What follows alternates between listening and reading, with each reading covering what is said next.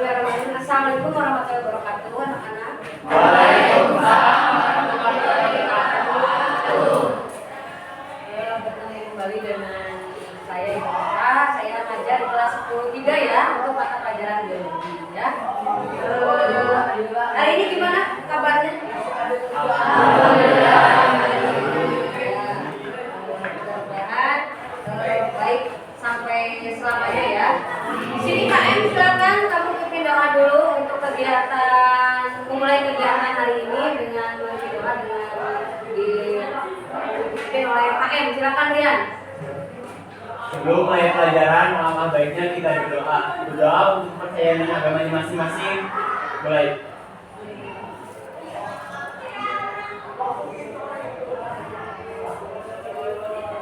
Selesai. Serta salam. Assalamualaikum warahmatullahi wabarakatuh. Waalaikumsalam warahmatullahi wabarakatuh. Terima kasih. Untuk hari ini Ibu akan absen dulu ya. Alif Nur Yusuf, Hadir. Arini, Barnabas, Hadir. Celse, Denny, Hadir. Eka, Elsa, Fani, Fitri, Hani, Ihsan, Indra, Kurnia, Lutfiatur, Erina, Muhammad, Tegar, Hadir. Najwa, Nafisa, Nur Alia, Nurjana, Putri, Riani, Rian ya maaf ya, Hadir. Rizka, Sefa, Hadir. Sinta, Siva, Tessa, Rimlani, Yosi, Jahrotul. Alhamdulillah datang semuanya, sehat-sehat semuanya.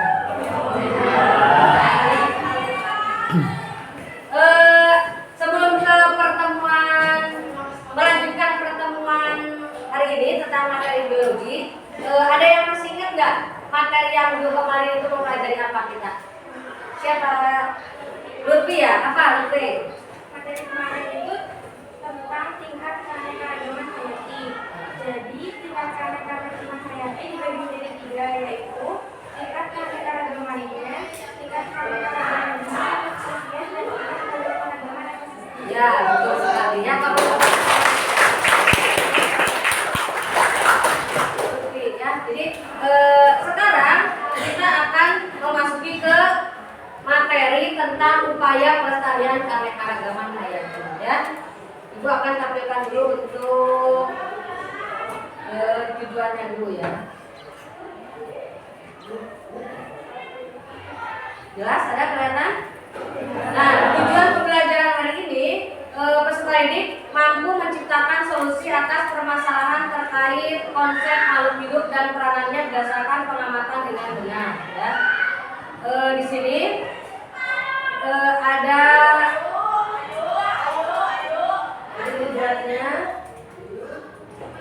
Pengertian keanekaragaman hayati sudah di awal ya, waktu pertemuan pertama itu keanekaragaman hayati adalah variasi makhluk hidup mulai dari gen tadi yang diucapkan oleh Lutfiatul ya, ada spesies hingga ekosistem pada suatu wilayah. Terus aktivitas, di sini kan aktivitas manusia itu ada yang sifatnya negatif sama positif ya. Di sini ada contoh aktivitas yang bisa meningkatkan keanekaragaman hayati. Di antaranya ada reboisasi, pemuliaan, penerapan sistem tebang pilih, pembuatan tanaman kotak, dan pelestarian plasma nutfah. Ini contohnya ya, contoh aktivitas yang meningkatkan keanekaragaman hayati. Contoh reboisasi ada taman kotak ya. Ada konservasi juga. Sedangkan ini yang kedua tentang aktivitas yang menurunkan keanekaragaman hayati. Ini contohnya ada perusakan habitat, ada penggunaan bahan kimia secara berlebihan, adanya pertanian monokultur, pencemaran lingkungan dari limbah pabrik atau rumah dan rumah tangga. Ini contohnya untuk aktivitas yang menurunkan keanekaragaman hayati. Ini contohnya illegal logging ya. Ini pencemaran limbah. Tadi yang jadi tentang penggunaan bahan kimia secara berlebihan ya. Tuh.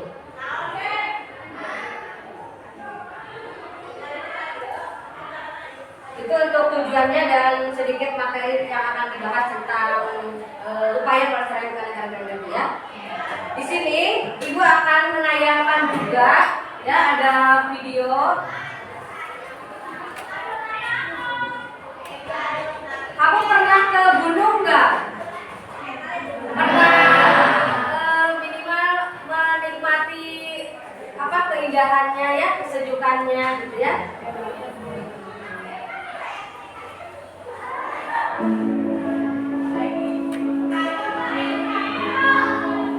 Iya.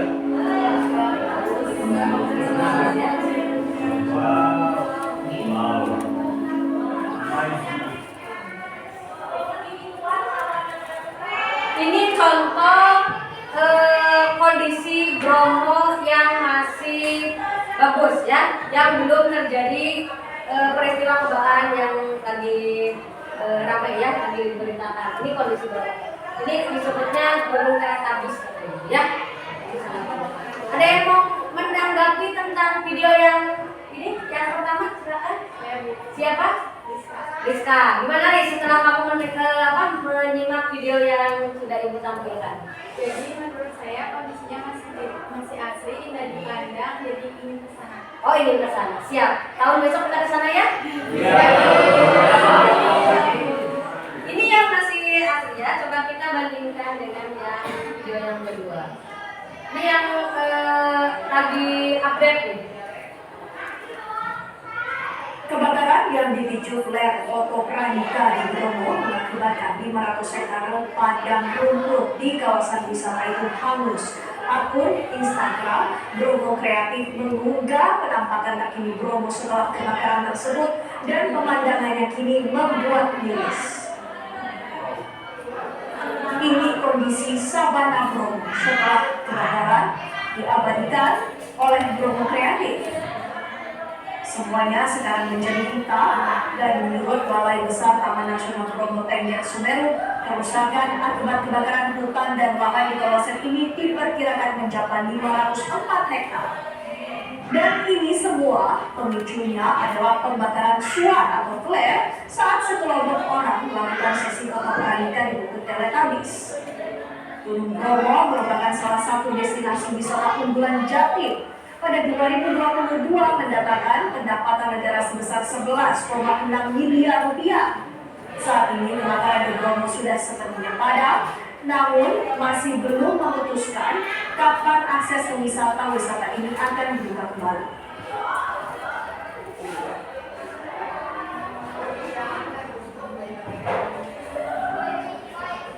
Nah, tadi kan udah menyimak ya video yang masih asli, yang masih sejuk ya di Gunung Bromo. Sekarang karena kejadian yang sangat fenomenal sekali, ini tadi ada video yang sudah terbakar ya. Nih, ada yang mau bisa menyimpulkan siapa? Oh, silakan. Siapa namanya? Tegar ya?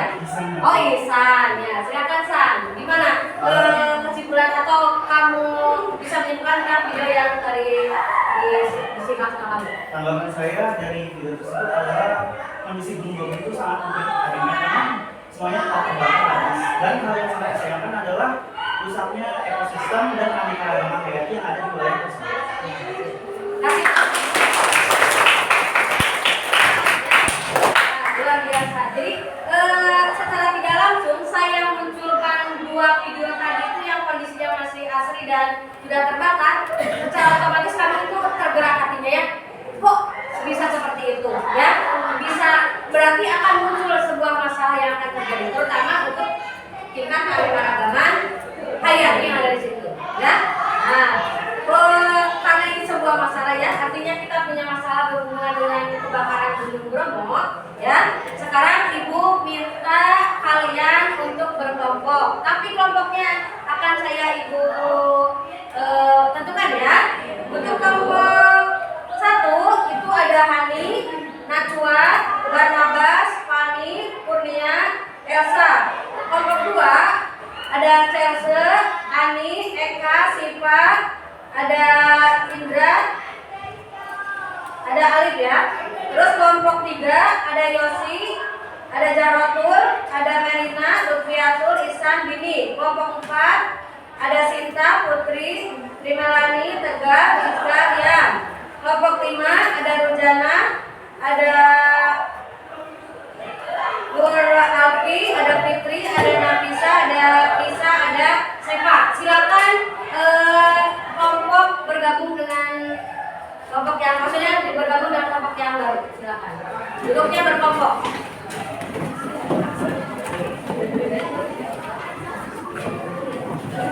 Mejanya disatukan ya.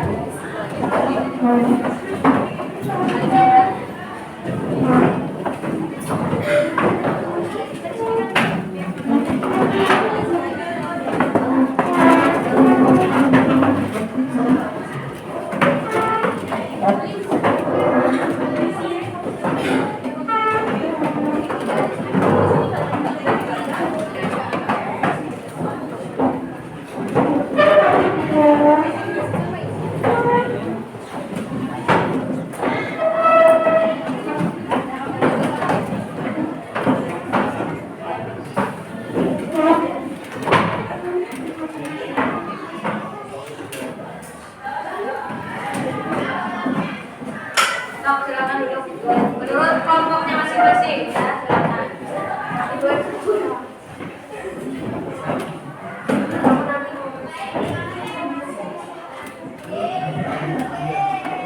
Kelas ini juga bisa. Kamu ada kelas ini ya?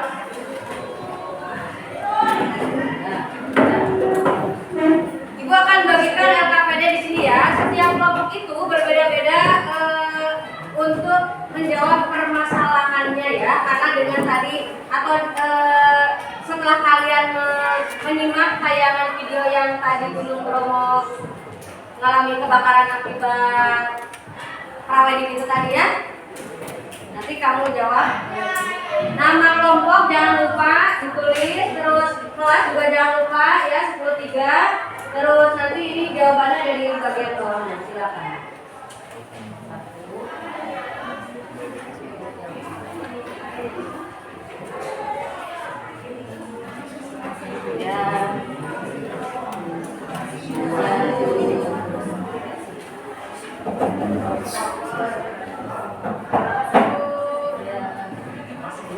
Silakan kalian baca dulu petunjuknya. Nanti kalau yang ada yang kurang paham boleh bertanya. Silakan.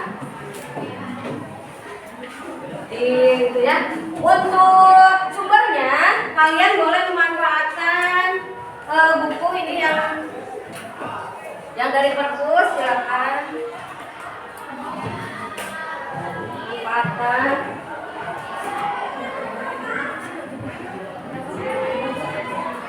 Ataupun misalkan kamu kurang puas sih dari sumbernya dari buku, kalian boleh searching di internet ya, silakan. Jadi kalau ada yang kurang paham boleh tanyakan lagi, silakan. Dikasih waktu sekitar 30 menit ya.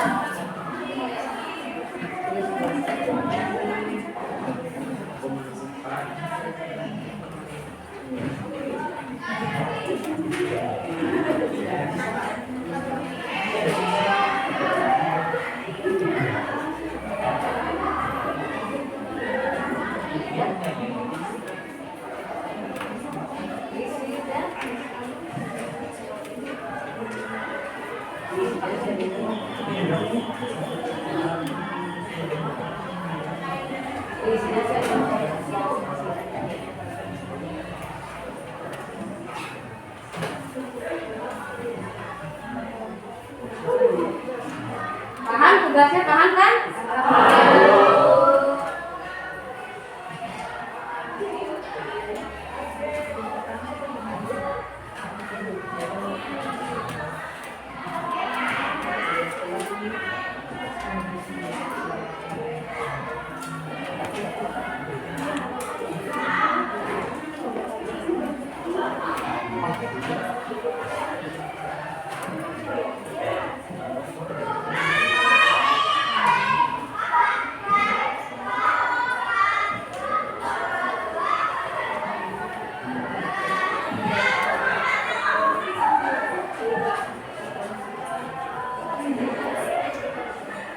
Dikasih waktu sampai jam 10 kurang 15 ya. Silakan. Untuk mencari atau menjawab pertanyaan.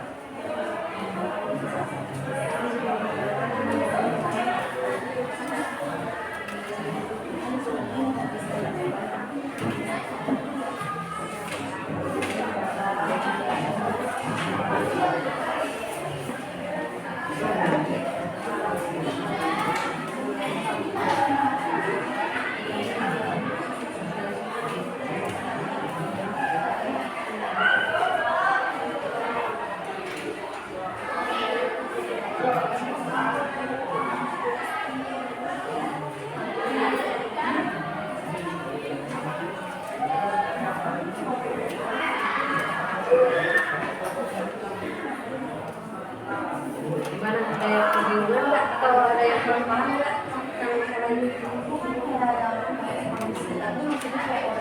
Nah, jadi imbasnya terhadap ekonomi masyarakat sekitar, gitu. Bagaimana imbasnya dengan kondisi kebakaran Bromo, gitu. Kalau sebelum kan mungkin pendapatan akan lebih banyak ya. Nah, terus ada antisipasi ketika misalkan kan ke apa kalau nilai ekonomi dari Bromo, berarti kan ada masyarakat yang solusinya gitu kan harus makan setiap hari.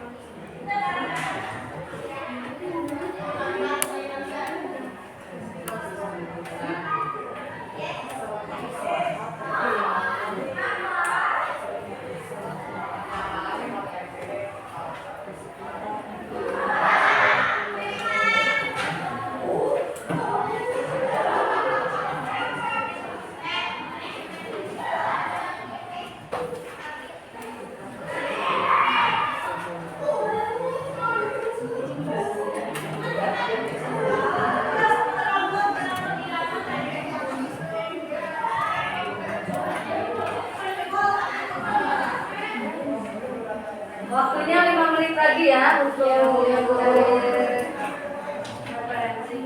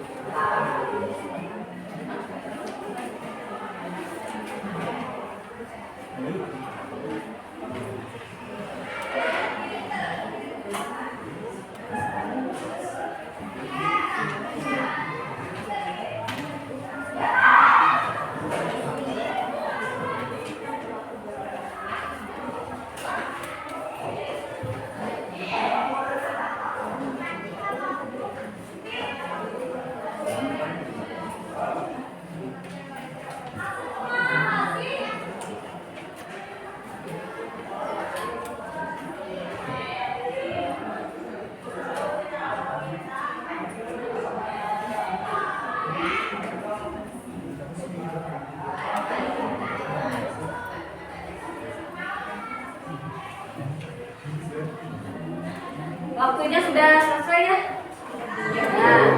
Nah, sekarang kalian sudah nyari dari referensinya dari internet atau dari buku sumber.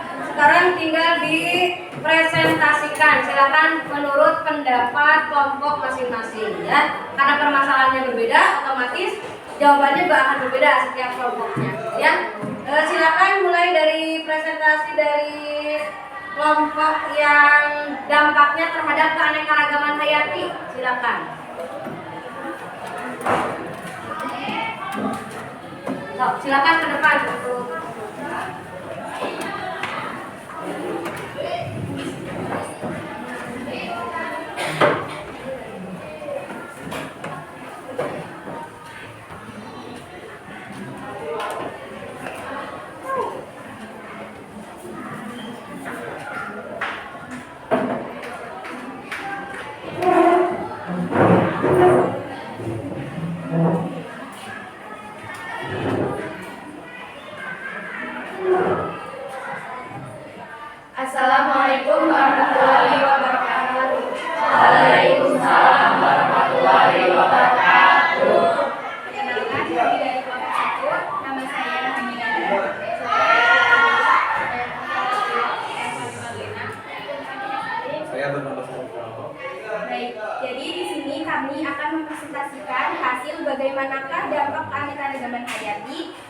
wilayah akibat dari terjadinya fenomena kebakaran di Gunung Bromo. Menurut kelompok kami, dampak terhadap keanekaragaman hayati yang terjadi akibat fenomena kebakaran Gunung Bromo ini menyebabkan hilangnya bunga edelweiss dan rumput maleo yang terbakar. Selain itu, satwa langka seperti elang Jawa, lutung Jawa pun tidak ditemukan lagi di kawasan Gunung Bromo tersebut. Selain hilangnya flora dan fauna di kawasan TNBTS atau Taman Nasional Bromo Tengger Semeru, warga setempat juga mengalami gangguan pada saluran pernapasan atau ispa. Ada yang ingin ditanyakan? Silakan, ada yang bertanya. Izin bertanya, Ya. nama saya Rini Maulida dari kelompok 2. Bagaimana cara mengatasi kerusakan yang terjadi di Gunung Bromo tersebut? Jadi cara mengatasi kerusakan. Mengatasi kerusakan Gunung Bromo tersebut ya, karena keanekaragaman hayatinya sudah hilang ya, tadi seperti rumput maleo ya, bunga edelweiss itu juga hilang karena dengan fenomena yang tadi ya, karena terbakarnya Gunung Bromo ya. Baik, izin menjawab. Yang pertama yaitu dengan cara pemulihan secara alami untuk area kawasan tersebut. Yang kedua yaitu dengan rehabilitasi dengan cara melakukan penanaman pohon kembali dan serta restorasi untuk mengembalikan unsur hayati. Ya, oke. Terima kasih. Kasih plus tepuk tangan buat penanya tadi ya. Mungkin cukup sekian dari kelompok kami. Maaf jika banyak kesalahan dan kekurangan. Wassalamualaikum warahmatullahi wabarakatuh. Waalaikumsalam.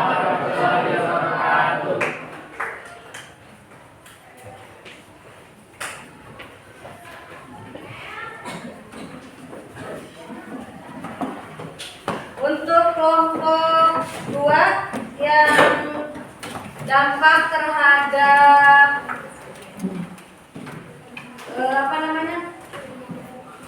sosial masyarakat tersebut. Jadi dampaknya terhadap masyarakat sekitar Bromo. Yang ekonomi ya, itu yang berhubungan ekonomi. Oh ya, sosial, silakan. Aspek masyarakat ya, silakan. Maju semua anggota kelompok.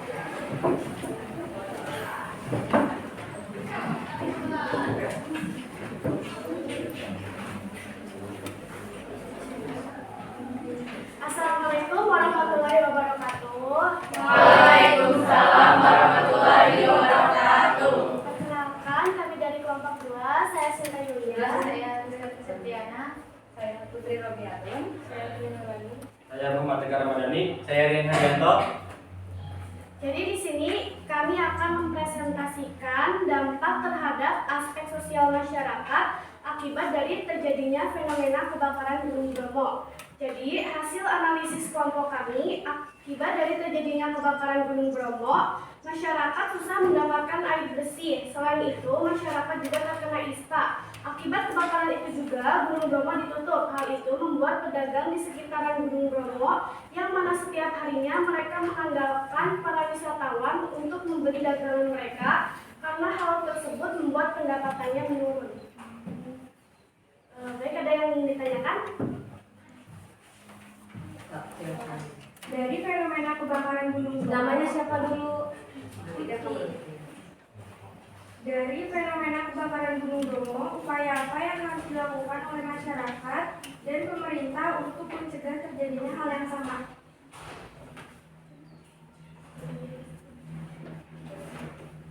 Atau perlu diulang pertanyaannya? Ini gimana? Oh, diulang, silakan lebih kurang menyimak yang di depan, silakan. Dari fenomena kebakaran Gunung Bromo, upaya apa yang harus dilakukan oleh masyarakat dan pemerintah untuk mencegah terjadi hal yang sama? Jadi upayanya ini mengarah ke materi yang hari ini memang gitu ya. Jadi upaya pelestarian keanekaragaman hayati. Nah, menurut kelompok kamu gimana upayanya? Izin menjawab. Ya, silakan. Pelaksanaan patroli pada sejumlah titik-titik rawan terjadi peristiwa kebakaran hutan dan lahan. Dipasang sejumlah papan informasi dan peringatan yang bertujuan untuk memberikan pemahaman bagi para wisatawan yang berkunjung Para pengunjung dimohon bisa selalu waspada dan menjadikan kebakaran kemarin sebagai pelajaran bagi kita semua.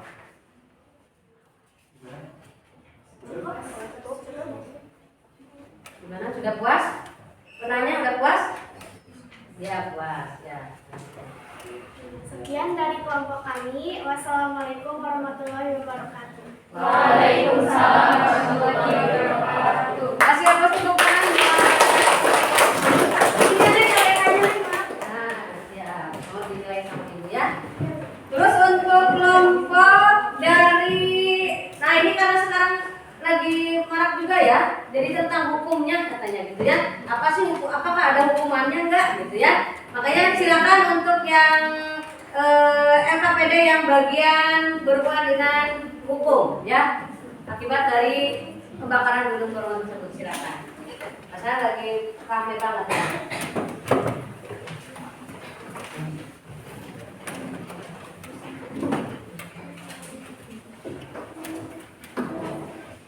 Assalamualaikum Warahmatullahi wabarakatuh.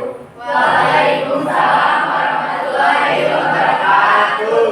Kami dari kelompok 3, perkenalkan nama saya Syendri, Saya Nurul Baidi. saya Lutfiatul, saya Marina. Saya Dedi Alus Jawa. Saya Senafik.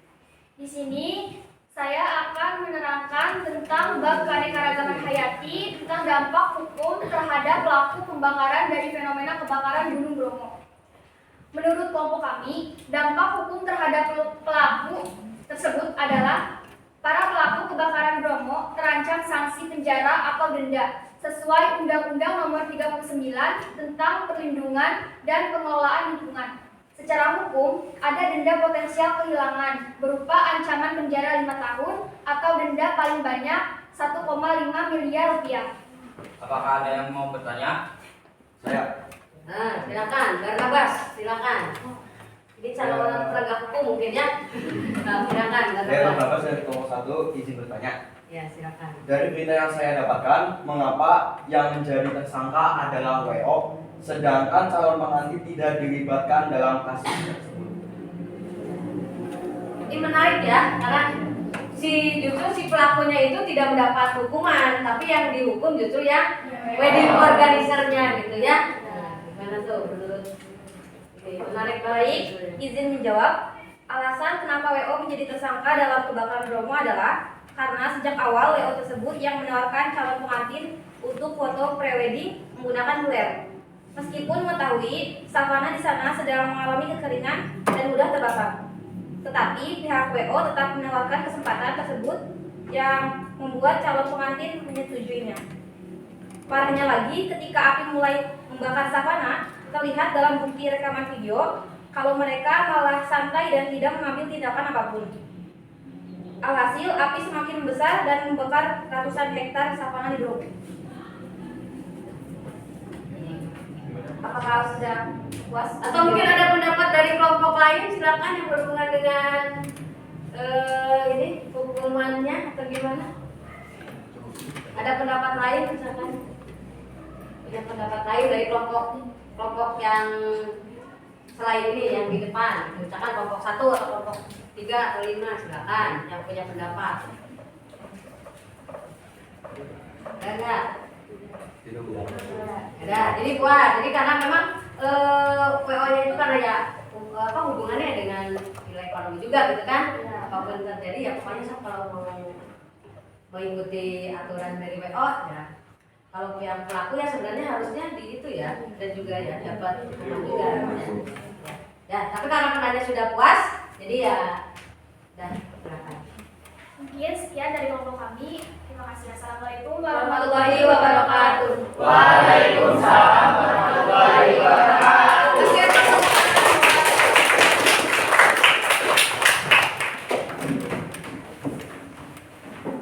Yang selanjutnya kelompok yang berhubungan dengan lingkungan ya, terhadap lingkungan ya, silakan. Jadi dampak terhadap lingkungan sekitar wilayah Bromo itu bagaimana, silakan. Silakan kelompoknya maju ke depan.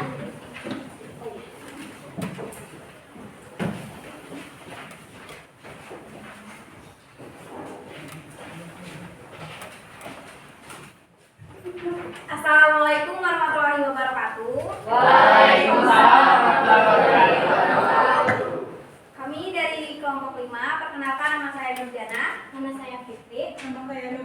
Saya Nafisa. Saya Pisa. Saya Syafaridia Purnama.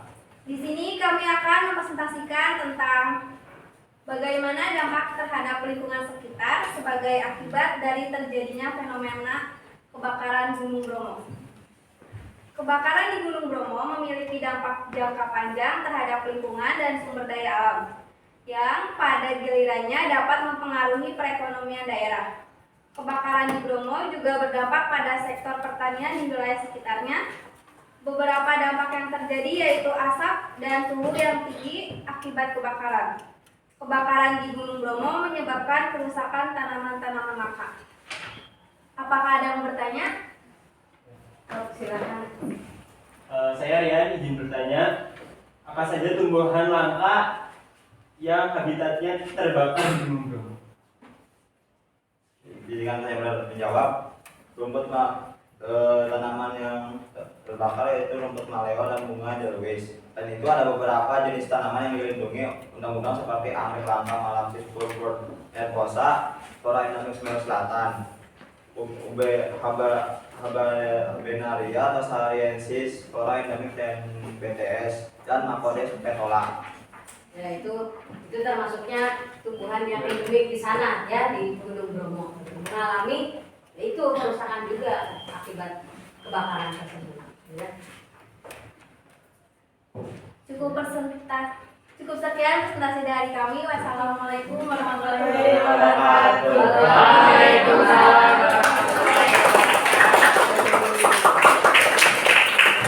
KPD-nya nih. Terus kelompok selanjutnya silakan. Kelompok terakhir ya.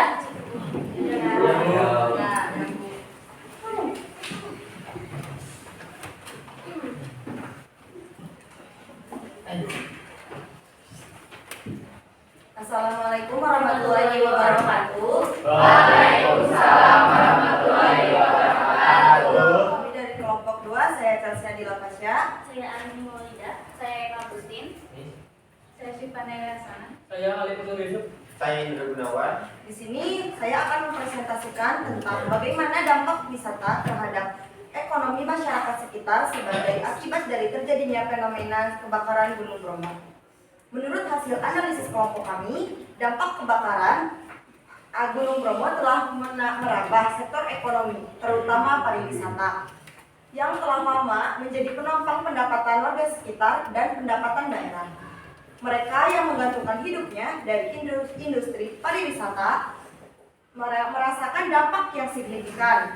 Contohnya, yaitu usaha warga lokal yang membuka jasa layanan transportasi dan juga tempat makanan di sekitar wilayah Gunung Bromo.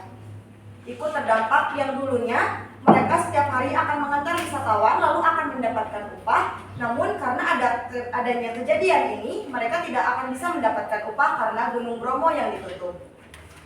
Apakah ada yang ingin ditanyakan? Saya Nafisa. Nafisa. Kan Gunung Bromo tuh wisata unggulan di Jawa Timur. Ya. Selain di bidang wisata, bidang lain yang dirugikan karena kejadian kemarin bidang apa aja? Ada apa aja? Baik, izin menjawab. Jadi ada bidang lain, kebakaran di Gunung Bromo juga berdampak besar terhadap ekonomi kreatif di kawasan tersebut. Mulai dari penurunan pendapatan pelaku usaha di sektor ekonomi seperti perdagangan souvenir dan jasa transportasi, dan di bidang pertanian di sekitarnya.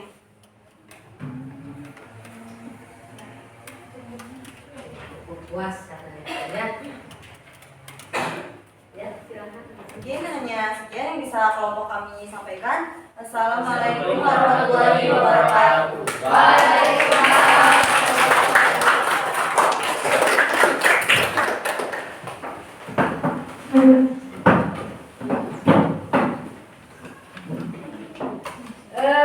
Untuk dampak tadi akan banyak sekali ada. Jadi fenomena kebakaran Gunung Bromo itu sangat luar biasa, merugikan sekali untuk keanekaragaman hayati, ya, terutama di wilayah sekitar, ya. Karena benar tadi kata siapa namanya? Nafisa, Gunung Bromo itu merupakan ikonnya Jawa Timur, ya. Jadi destinasi yang luar biasa gitu, ya. Kamu belum pernah ke sana? Belum. Ya. tujuannya mudah-mudahan kita bisa. Nah, di situ keanekaragaman tersebut di wilayah tersebut itu berdampak sekali ya, artinya kehilangan secara tingkat keanekaragaman gennya. Tadi kan contohnya ada endemiknya apa? Edelweiss, ya kan? Yang kedua ada rumput maleo, ya. Terus untuk faunanya apa tadi? Burung elang Jawa, ya. Secara tidak langsung itu berkurang atau menjadi hilang, ya, atau menjadi punah, gitu ya. Nah, sekarang tugas kita atau tugas masyarakat tuh bagaimana ya untuk menanggulangi atau upaya supaya keanekaragaman hayati di wilayah tersebut, khususnya umumnya di wilayah Indonesia. Nah, itu bagaimana upayanya, dengan cara apa supaya si keanekaragaman tersebut itu yang tadinya hilang tetap selalu terjaga terlestari ya. Misalkan tadi contoh ada misalkan dengan adanya jadi upaya untuk pelestarian lingkungan ya. Keanekaragaman itu diantaranya ada dengan cara konservasi ya. Konservasi itu terbagi pada dalam dua jenis, ada konservasi in situ, ada konservasi in situ ya. Itu cara yang pertama dengan konservasi. Yang kedua ini dengan reboisasi ya. Konservasi apa? Ada yang tahu nggak konservasi? Apa konservasi? Konservasi itu pemulihan lah gitu ya. Ya, jadi memperbaiki, ya kan? Ya. Atau ada yang punya pendapat lain? Apa itu konservasi? Kamu pernah ke cagar alam? Pernah ke kebun binatang? Nah, itu contoh lain dari konservasi. Ya, baru contohnya. Ini reboisasi. Tahu reboisasi itu apa? Nah, coba apa Isan reboisasi? Penanaman kembali di lahan yang sudah gundul. Ya, bagus sekali ya. Jadi reboisasi itu penanaman kembali yang gundul. Ya. Yang ketiga, ini dengan cara ada istilah tebang pilih ya. Tebang pilih itu apa maksudnya? Ada yang bisa mengumpulkan? Silakan. Tebang pilih itu Masih Isan. Apa San? Tebang pilih San. tebang pilih itu kayak milih-milih Bu. Jadi kayak pohon ini dipilih untuk ditebang karena pohon ini sudah berumur Ya. dan sudah Sudah besar. Nah, sudah layak untuk ditebang gitu ya. Nah, itu bagus sekali. Jadi pendapat Isan itu yang ada yang namanya tebang pilih itu menebang yang siap ditebang saja. Jadi dipilih-pilih yang gede atau yang maksudnya yang sudah besar, yang sudah berumur gitu ya. Nah, itu yang ditebang. Jangan semuanya ikut ditebang, yang kecil ditebang, yang sedang ditebang gitu ya. Nah, itu yang istilahnya dengan apa itulah? Kalau tidak tebang pilih itu ilegal gitu ya. Itu yang berdampak terhadap keanekaragaman hayati ya. Tuh. Terus yang keempat ada dengan cara misalkan pemuliaan ya. Tadi ada ya pemuliaan ya. Terus ada lagi caranya misalkan kalau di daerah kota kan tidak ada hutan atau tidak ada lahan untuk istilahnya bercocokkan atau gimana, itu sebenarnya ada bisa memanfaatkan dengan dibuat taman kota, ya kan? Taman kota, ya. Jadi di lokasi tersebut itu dibikin taman yang ditumbuhi ya tanaman-tanaman yang rindang, gitu ya, misalkan seperti beringin, bunga-bungaan, gitu ya. Nah, itu yang manfaatnya untuk apa? Untuk mengikat karbon dioksida, ya. Tuh. Jadi untuk upaya pelestarian keanekaragaman hayati, ya.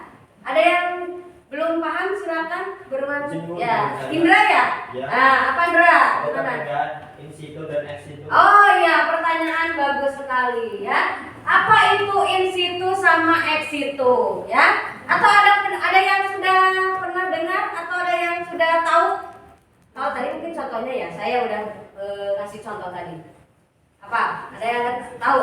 Nah, jadi Ibu jelaskan ya. Jadi in situ itu ya wilayah tersebut itu sesuai dengan habitat aslinya ya.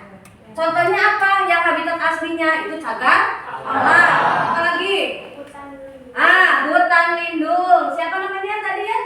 Sinta ya, hutan lindung. Terus apalagi ya termasuk contoh in situ? Taman nasional. Contohnya apa? Pulau Komodo. Pulau Komodo di mana? Nusa Tenggara. Itu kan habitatnya asli ya. Habitatnya asli, tidak direkayasa, gitu ya. Itu in situ ya, Indra. Ya. Tapi kalau ex situ itu kebalikannya. Jadi habitatnya itu dibikin seolah-olah seperti habitat aslinya. Contohnya apa? Kebun apalagi? Kebun koleksi, Ya. Terus ada lagi? kebun botani, Kebun botani berarti kebun khusus untuk tumbuh. Ya, gitu. Terus ada misalkan taman safari, kebun raya Bogor, kebun raya Bogor ya. Ya. Terus ada lagi misalkan kalau di Yogyakarta itu apa? Gembira Loka.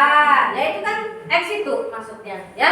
Tapi kalau Karangkamulyan itu yang di sekitar wilayah kita, Karangkamulyan in situ atau ex situ? In situ. Karena itu habitat aslinya seperti itu, tidak direkayasa, ya kan? Ya, jelas Indra? Dan yang lainnya perbedaan antara in situ dengan ex situ karena ini merupakan upaya pelestarian keanekaragaman hayati. Ya? Ya. Bisa ya? Bisa. Nah, ini sebenarnya materi puncaknya tuh untuk pertemuan sekarang itu kamu bisa memahami upaya pelestarian keanekaragaman hayati yang tadi saya munculkan. Ada sebuah masalah ya, masalah yang lagi viral itu dengan kebakaran gunung akibat ya itu sepele kan buat prawedding itu kan untuk kegiatan pribadi lah ya, bukan kepentingan bersama gitu ya. Tuh. Tapi ini yang penting kamu ingatnya hari ini atau materi hari ini kamu paham akan ini upaya pelestarian keanekaragaman hayati. Jadi kalau yang sudah rusak pun bisa diperbaiki dengan langkah-langkah seperti ini. Ya, udah paham ya? Jelas?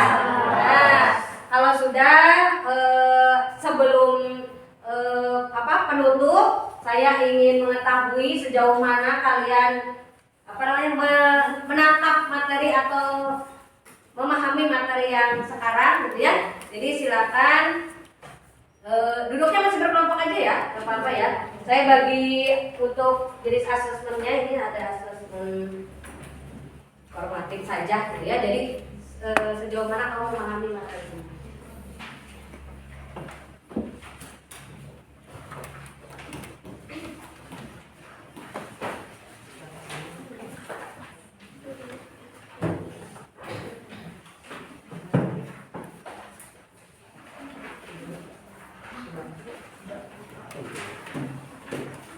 Dikasih nama sama kelas, jawabannya di situ aja di kan itu ada apa? Cuma pilihan ganda saja, ya. Kurang satu, kurang dua. Oke.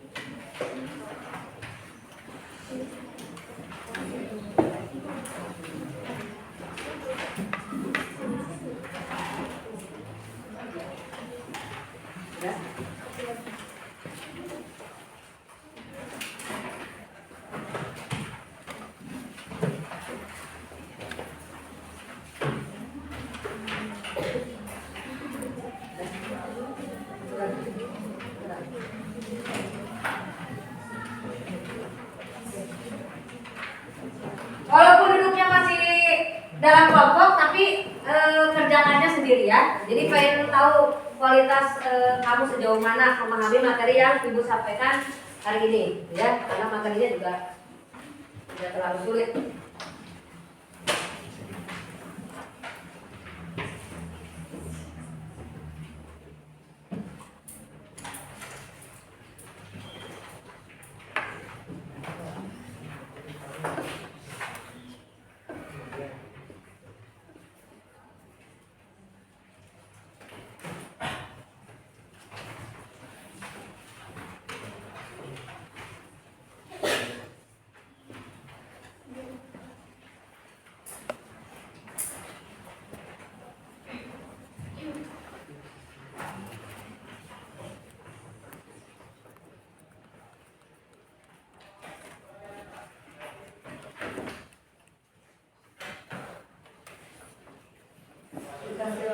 sampai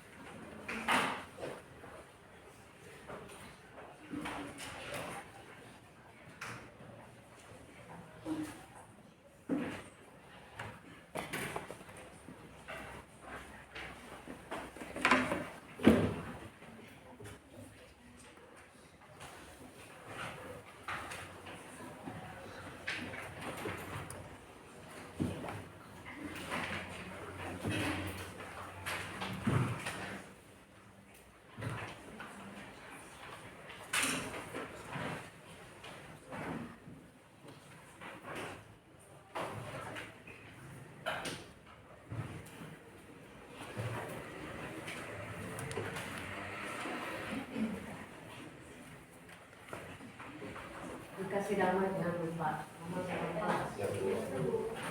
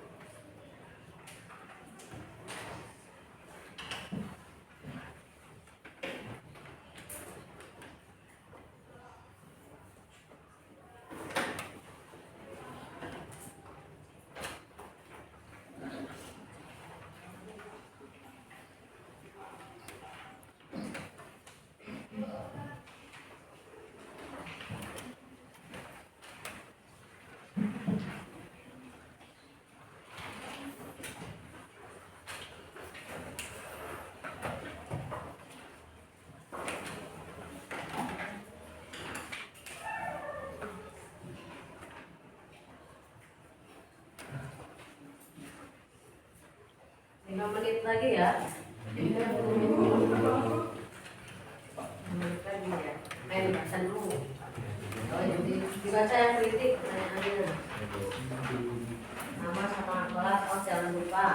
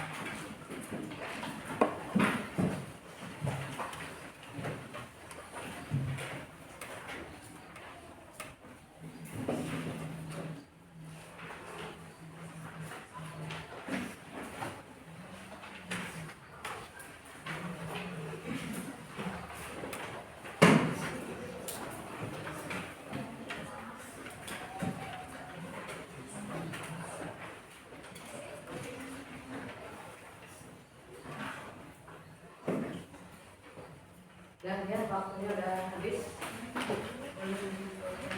Waktunya udah habis.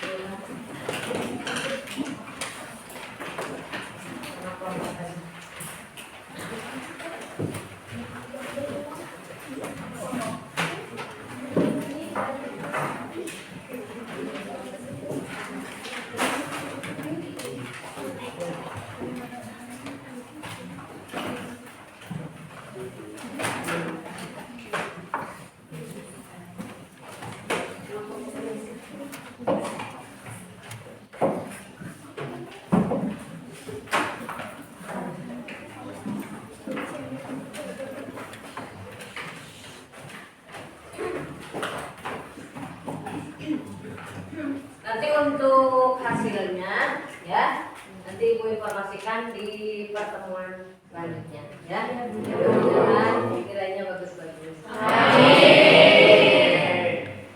Jadi kesimpulannya kita simpulkan ya sama-sama ya. Untuk upaya pelestarian keanekaragaman hayati itu ada dengan beberapa cara, di antaranya yang pertama tadi dengan apa ini? Konservasi. Tadi konservasi itu ada dua cara, ada in situ dan ex situ. Kalau yang cagar alam masuknya ke in situ. Kalau kebun binatang ex situ. Taman kota ex situ. Terus kalau Pulau Komodo in situ.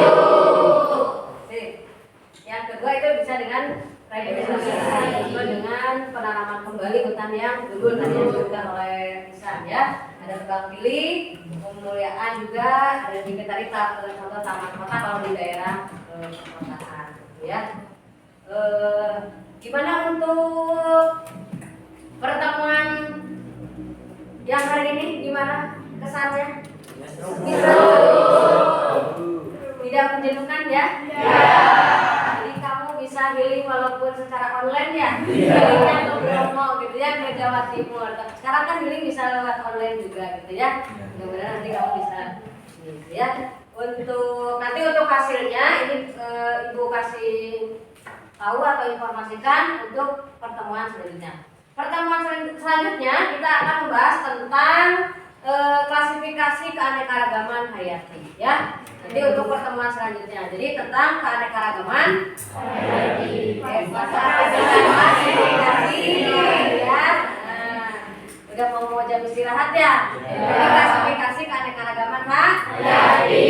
Ya. Jadi nanti ada pengklasifikasian. Ini contoh di sekolah juga ada kelas 10.1, 10.2, 10.3, 10.4, 10.11. Itu klasifikasi ya. Nanti dibahas bukan minggu besok, pertemuan selanjutnya ya. Tuh. Silakan untuk duduknya kembali ke asal.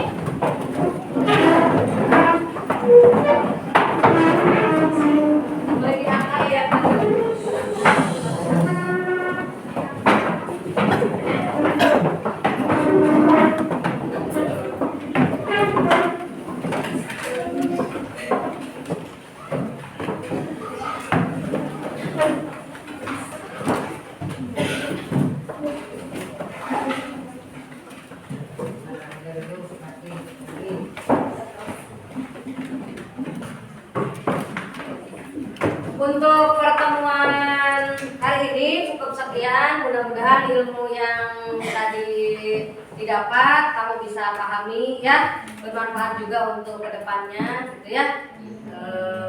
Untuk hari ini cukup sekian. Silakan ditutup. Oh di juga enggak sama saya saja ya. Jadi untuk hari ini cukup sekian. Mudah-mudahan materi hari ini kamu bisa pahami ya, kamu bisa istilahnya terapkan di kehidupan sehari-hari juga tentang upaya keanekaragaman hayati tersebut ya. Untuk hari ini cukup sekian. Assalamualaikum warahmatullahi wabarakatuh. Waalaikumsalam.